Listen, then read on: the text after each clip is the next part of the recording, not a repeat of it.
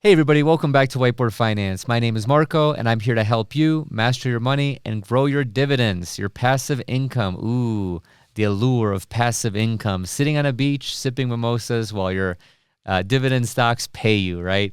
No, all joking aside, this video is about how I make $636.75 a month, roughly, every single month based on my stock portfolio. So this is a combination of my M1 Finance portfolio that I've been investing $230 a week into for over three and a half years now at this point. That's been completely public. You can find it in the community tab of my channel. And then also it's a combination of a couple equities portfolios that I have with Schwab and then also Vanguard. These aren't some of my portfolios that are like 20 years old, but you can see how well this does for just being about a 3-year-old portfolio or so. So let's get right into it. So this is a service called Simply Safe Dividend. It costs about $300 a year. I'm not an affiliate because the owner, I talked to him, he doesn't even offer an affiliate program. And if he did, I'd be the first one to sign up because I enjoy using this. What this does is it allows you to curate all your different portfolios. It allows you to create fake portfolios or play portfolios, but these are actually real. So I have my Schwab taxable, I have my Vanguard Roth IRA, and I also have my M1 Finance SEP IRA portfolio for a total of $288,687. So what this comes out to be is a total annual income of $7,641 with a dividend yield of only 2.65 and a yield on cost of only 2.65. We'll get into this later. So I kind of wanted to break this video up into two sections. The first one is going to be talking about, what earns me this money and how it does that. And then the second section will be some of the pros and cons of a dividend portfolio in general. So I'm kind of freestyling this video, just giving you my candid thoughts. It's no different than you and I, grabbing a beer at the bar and having a conversation about this, right? So going back to the portfolio, let's take a look at what makes up this $7,641. So the cool thing about this is that you have an income calendar, so it basically curates all of your holdings into one. So you can see here that every single month, month in and month out, I'm making at least $215. Some months is $252, but on the stocks that pay quarterly, you can see how this jumps up to be, $1,000. And then at the end, in my Roth IRA, that's actually a target date fund that pays once in December, which is why December is $2,400 and some change. So you can see here a lot of these smaller ones, a lot of these smaller holdings that only make up, $11 a year, $13 a year, $17 a year. Those are just very small slices in my M1 Finance dividend portfolio, my SEP IRA.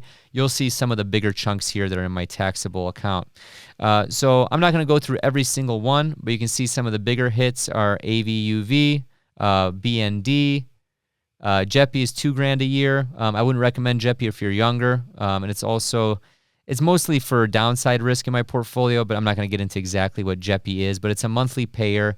They sell covered calls. They have an 11% dividend yield, which I would not recommend chasing. That's basically a yield trap in my opinion, but we'll talk about that later in the second half of the video. And you can see the rest are just your traditional Johnson & Johnsons, your Kimberly-Clarks, your 3Ms. This one is a monthly payer. This is Realty Income, coming out to be $243 a year. SCHD, I've had this for years now. I've had it for about 3 years in the M1 Finance portfolio. I've only had it for a few months in the taxable portfolio. We have the target date fund coming in at $1,200 a year. And then the rest are basically just your VTIs and other positions I'm just going to hold literally forever. Coming down here for a total of $7,641. So with that being said, I want to get into the second part of the video where I'm going to dissect a couple of these individual stocks. We'll talk about the risk of chasing high yields, and then we'll also talk about the pros and cons of a dividend portfolio in the first place, okay? But again, I didn't want this to turn into like some guru passive income video because that's not my style.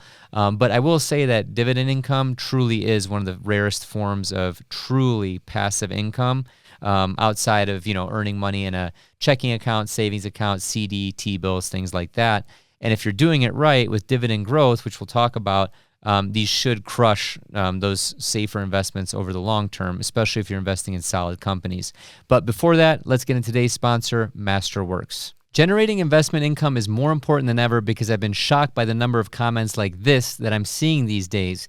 My wife and I are very worried about our future, gas and food prices rising daily. Our savings have dwindled with the cost of living. My portfolio has lost $18,000 just this month. We can get by, but we just can't seem to get ahead. Rising prices, dwindling savings, investment losses. I mean, how is the average person supposed to stay ahead? Take this stunning survey, for example. A majority of Americans that make over six figures are living paycheck to paycheck. I mean, that's a solid income, and even they are struggling. Even worse, many Americans are footing the bill with credit cards or withdrawing from their 401k, leading credit card debt to shoot up at the fastest pace in over 20 years. So let's take a cue from the smart money. Do you think they're just letting their money just sit in a savings accounts and a 60-40 portfolio? No way. They're pouring hundreds of millions of dollars into assets that aren't necessarily correlated to the stock market. And according to a recent report by Citibank, the asset with the lowest correlation to the stock market of any major asset class was contemporary art. Now, this market used to be hard to get into, but Masterworks is the platform that lets you invest in multi-million-dollar paintings without breaking the bank. Masterworks has built an impressive track record of 11 exits, all of them profitable. These numbers speak for themselves. Now, with these kinds of results, Masterworks has seen over 650,000 members try to gain access, so there is a wait list, but I reached out to them to give you all VIP access to their latest offerings. To skip the wait list, just check the description below. Okay, thank you for sitting through that. Here's a quick look at some of the pros and cons of investing in individual stocks. We all know this, but it's a good reminder because this portfolio now is about 3.5 years old or so. You have to realize you're going to have a lot of winners. So 79%, 47%, 30%, 25%. These are all great. And these crush any CD, any treasury bill, any savings account out there, right? However, what people don't tell you is you may also have some losers, okay? You may also have, individual stocks that go down 30%. So every dollar you invested, congratulations, you're getting back 70 cents if you were to sell at this time. Same thing with 26.8, same thing with 17.8. The good news is I don't have that many losers. Most of these are, winners, and the portfolio overall is healthy, especially given the dividends it's thrown off. However, what I do want to share is chasing yield. So you can see here, these three losers are Medtronic, Verizon, and 3M. But you can see that people start to get enticed by this dividend yield because it's so high because the share price has gone down so much. So you can see 3M is down 30.3%, but people say, hey, they pay a healthy, 5.5% dividend, or Medtronic 6.72, and then you have 3.26 with, Medtronic is 3.26, Verizon is 6.72, my bad. But basically, this isn't even that enticing at all because you can get this with SCHD, which has outperformed the S&P 500 over the past 10 years or so.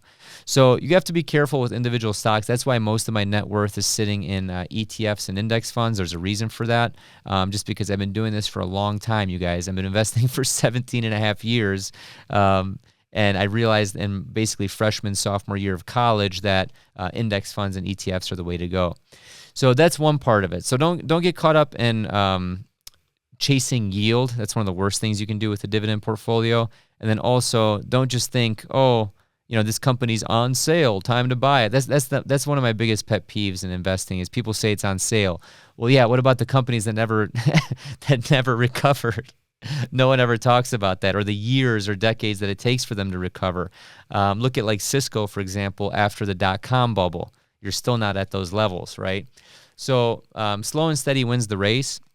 The second thing that I wanted to talk about was when people talk about the allure of like passive income or dividend investing or any of that stuff, they're probably selling you something, okay? They're selling you a product. There's very rare channels that just focus on the dividend investing aspect. They are out there, and I'm a big fan of them, like Gen X Dividend Investor. There's a bunch of them.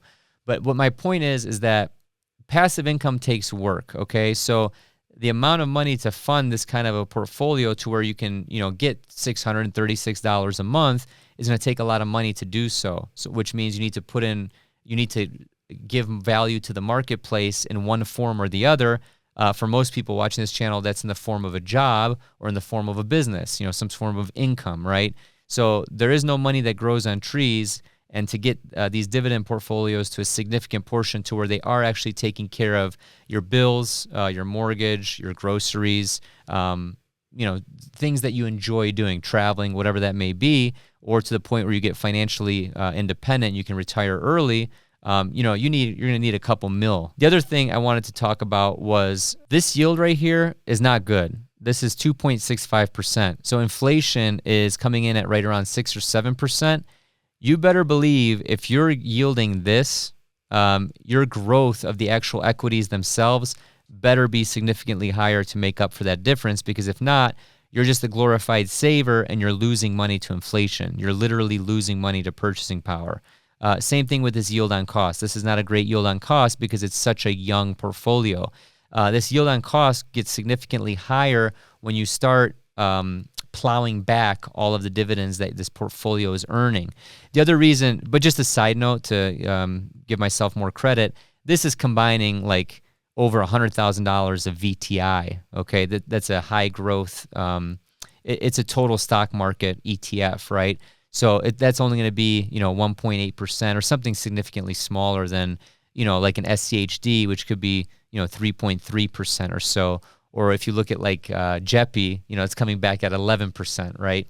So the reason I'm showing you all this is because you want to find the sweet spot. You don't want to get enticed by super high yield, but at the same time, if you're creating a quote-unquote dividend portfolio, you may want to put it in a tax advantage account, or you're going to need a ton of money to where you can kind of live off that, right? And if you put it in a tax advantage account, a lot of times you can't touch that until your late 50s, depending on what you're doing. My M1 Finance portfolio is a SEP IRA, so that's something that I'll probably start accessing in my 50s. But a lot of this stuff is also in my taxable account, which I can access right away and do whatever I want with it. You just have to pay taxes on it, right? The other thing I want to talk about very quickly is that in a nutshell, the argument against a dividend portfolio is that people say, well, Marco, when a company pays out a dividend, you're simply just reducing the value of the share price in a nutshell, right? You're just taking that money that would be used for growth and things like that, and you're just paying it out in the form of a dividend, and you're capping your growth, you're lowering the sales, I can't even talk right now, share price, right? So what I'm trying to say is, yes, but if you're investing in the right dividend companies that are not only consecutively growing their dividends, they've also grown their share price as well, and they've also kept up with inflation, if not beaten it, with those two things combined, and it far exceeded it, especially if you're compounding over time. The other thing is, with these dividend companies, if you're investing in solid dividend aristocrats, kings, champions, these are proven solid companies that are able to weather storms of recessions, right? They don't get hit as hard in recessionary periods because they're solid companies. It's the whole reason why you're investing in the first place. If you look at the phenomenon of like 2020, 2021, 2022, the COVID days and all that, people were investing in crap coins because they're in the crap coin casino trying to make 10x, 100x, 1000x overnight. That's not investing, that's gambling. You can go to the casino and do that. You can go put it on red or black and spin the roulette wheel if you want to do that, right? Worst odds in the casino, I think, by the way, because of the greens. But anyway, I digress. My point is, we're investing here for the long term. A lot of these numbers aren't necessarily attractive from a dividend yield and a yield on cost standpoint. But what they're going to be attractive with is if you have this income forecast, for example, you can see what this can grow to. You can see that this can grow to, $100,000 20 years from now. The question I want to play devil's advocate is, what's $100,000 going to be 20 years from now? We're going to be able to buy a car, a Honda Accord for $100,000. We don't know, right? But this will take care of a lot of the living expenses, especially if your nut is low. If your living expenses are low, these dividend portfolios can be a great way to achieve FIRE, and it's a great way to do it passively, right? So I just want to play devil's advocate. I want to give you all the different scenarios. My goal is to educate you with this channel. It's not to push a certain thing, right? If I discovered tomorrow in my research that this is a terrible way to invest your money, I'd probably tell you that, right? I'm not selling you anything. But the one thing I do want to pitch is, at the end of the video very quickly, is WhiteBoard Finance University. In the process of hiring 4 professors. They're on board. One is for real estate, one is for stocks, one is for ETFs, and the 4th one is for personal finance and budgeting.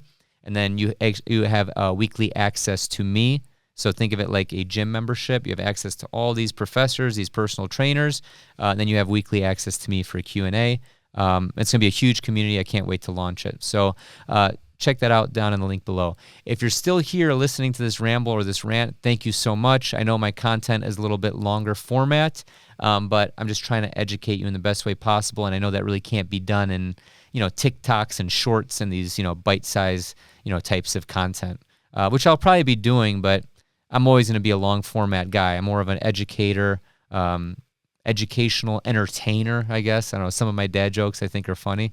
But other than that, I appreciate you staying for this long. So thank you so much, everybody. Happy investing and have a prosperous day.